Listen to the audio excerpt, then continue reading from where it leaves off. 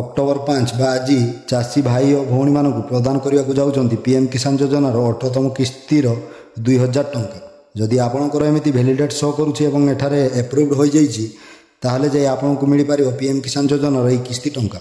ତେବେ ଏହା କେମିତି ଆପଣମାନେ ଘରେ ବସି ଆପଣଙ୍କ ମୋବାଇଲ ଫୋନ୍ ଦ୍ୱାରା ଚେକ୍ କରିପାରିବେ ଆସନ୍ତୁ ଦେଖିବା। ତେବେ ଚାଲନ୍ତୁ ଭିଡ଼ିଓଟି ଷ୍ଟାର୍ଟ କରିବା। ତା ପୂର୍ବରୁ ଯଦି ଆପଣ ଆମ ଚ୍ୟାନେଲକୁ ନୂଆ ଦେଖୁଛନ୍ତି ତାହେଲେ ଆମ ଚ୍ୟାନେଲକୁ ଏବେ ହିଁ ସବସ୍କ୍ରାଇବ୍ କରନ୍ତୁ ଏମିତି ନୂଆ ନୂଆ ଇନଫର୍ମେଟିଭ୍ ଭିଡ଼ିଓ ଦେଖିବା ପାଇଁ। ତ ଏଥିପାଇଁ ଆପଣଙ୍କର ଫୋନ୍ରେ ଥିବା କ୍ରୋମ୍କୁ ଆସି ସର୍ଚ୍ଚ କରନ୍ତୁ PFMS ଲେଖି ସର୍ଚ୍ଚ କଲା ପରେ ଆପଣଙ୍କର ସାମ୍ନାରେ ଯେଉଁ ପ୍ରଥମ ଲିଙ୍କଟି ଶୋ କରୁଛି ଆପଣ ତାହାରି ଉପରେ କ୍ଲିକ୍ କରନ୍ତୁ। ଯେମିତି ଆପଣ ସେଥିରେ କ୍ଲିକ୍ କରିବେ ଆପଣ ଆସିଯିବେ pfms.nic.in ର ଅଫିସିଆଲ ୱେବସାଇଟ୍କୁ। ତ ଏଠାକୁ ଆସିଲା ପରେ ଯେଉଁ 3ଟି ଲାଇନ୍ ରହିଛି ତ ଆପଣ ସେଇ 3 ଲାଇନ୍ ଉପରେ କ୍ଲିକ୍ କରନ୍ତୁ। ତାପରେ ପେମେଣ୍ଟ ଷ୍ଟାଟସ୍ ଉପରେ କ୍ଲିକ୍ କରିଦିଅନ୍ତୁ ଏବଂ DBT ଷ୍ଟାଟସ୍ ଟ୍ରାକର ଉପରେ କ୍ଲିକ୍ କରିଦିଅନ୍ତୁ। ଯେମିତି ଆପଣ ସେଥିରେ କ୍ଲିକ୍ କରିବେ ଆପଣଙ୍କ ସାମ୍ନାରେ ଏମିତି ଗୋଟେ ପେଜ୍ ଓପନ୍ ହୋଇଯିବ। ଏଠାରେ ପ୍ରଥମେ କ୍ୟାଟେଗୋରୀ ଜାଗାରେ ଆପଣ ପିଏମ୍ କିଷାନକୁ ଚୁଜ୍ କରନ୍ତୁ। ଦେନ୍ DBT ଷ୍ଟାଟସ୍ରେ ପେମେଣ୍ଟ ରହିବା ପାଇଁ ଦିଅନ୍ତୁ। ତାପରେ ଏଣ୍ଟର ଆପ୍ଲିକେସନ୍ ଆଇଡି ଜାଗାରେ ଆପଣଙ୍କର ପିଏମ୍ କିଷାନ ଯୋଜନା ଯେଉଁ ରେଜିଷ୍ଟ୍ରେସନ୍ ନମ୍ବରଟି ରହିଛି ସେଇଟା ଆପଣ ଏଠାରେ ଦେଇଦିଅନ୍ତୁ। ଯଦି ରେଜିଷ୍ଟ୍ରେସନ୍ ନମ୍ବରଟି ଆପଣଙ୍କର ପାଖରେ ନାହିଁ ଆପଣ ଭୁଲି ଯାଇଛନ୍ତି ତାହେଲେ ଆପଣ ଆଇ ବଟନରେ ଥିବା ଭିଡ଼ିଓକୁ ଦେଖି ଆପଣ ଆପଣଙ୍କର ରେଜିଷ୍ଟ୍ରେସନ୍ ନମ୍ବରଟି ପାଇପାରିବେ। ତ ରେଜିଷ୍ଟ୍ରେସନ୍ ନମ୍ବରଟି ଆପ୍ଲିକେସନ୍ ଆଇଡି ଜାଗାରେ ଦେଇ ସାରିବା ପରେ ଏଠାରେ ବେନିଫିସିଆରୀ କୋଡ଼୍ ଦେବା ପାଇଁ ପଡ଼ିବ ନାହିଁ। ତାପରେ ଏଇ ଯେଉଁ କ୍ୟାପଚର କୋଡ଼୍ଟି ଶୋ କରୁଛି ସେଇଟା ଆପଣ ଏଠାରେ ଟାଇପ୍ କରିଦିଅନ୍ତୁ।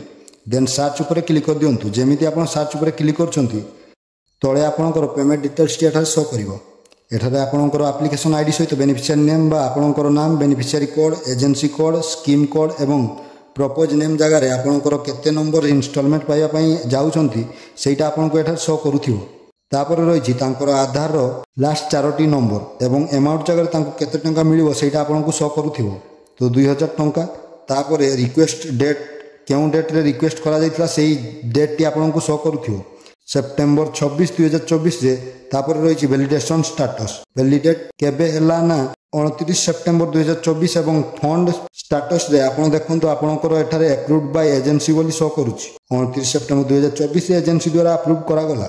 ତାପରେ ରହିଛି ବ୍ୟାଙ୍କ ରିସିଭ୍ ଡେଟ୍ 29 ସେପ୍ଟେମ୍ବର 2024 ଏବଂ କ୍ରେଡିଟ୍ ଷ୍ଟାଟସ୍ରେ ଆମକୁ ଏଠାରେ payment pending at bank show କରୁଛି। ତ ଏଇ ପେମେଣ୍ଟ ପେଣ୍ଡିଂ ଏଟ୍ ବ୍ୟାଙ୍କ ଜାଗାରେ ପେମେଣ୍ଟ ସକ୍ସେସଫୁଲି ସେତେବେଳେ ଲେଖା ଆସିବ ଯେତେବେଳେ ସରକାର ଟଙ୍କାଟି ଟ୍ରାନ୍ସଫର କରିବେ। ତେବେ ଆମର ମାନ୍ୟବର ପ୍ରଧାନମନ୍ତ୍ରୀ ପିଏମ୍ କିଷାନ ଯୋଜନାର 18ତମ କିସ୍ତି ଟଙ୍କାଟି 9 କରୋଡ଼ ପିଏମ୍ କିଷାନ ଯୋଜନାର ହିତାଧିକାରୀଙ୍କୁ ପ୍ରଦାନ କରିବା ପାଇଁ ଯାଉଛନ୍ତି। ଅକ୍ଟୋବର 5 ଅର୍ଥାତ୍ ଆଜି ଦିନ 12ଟାରେ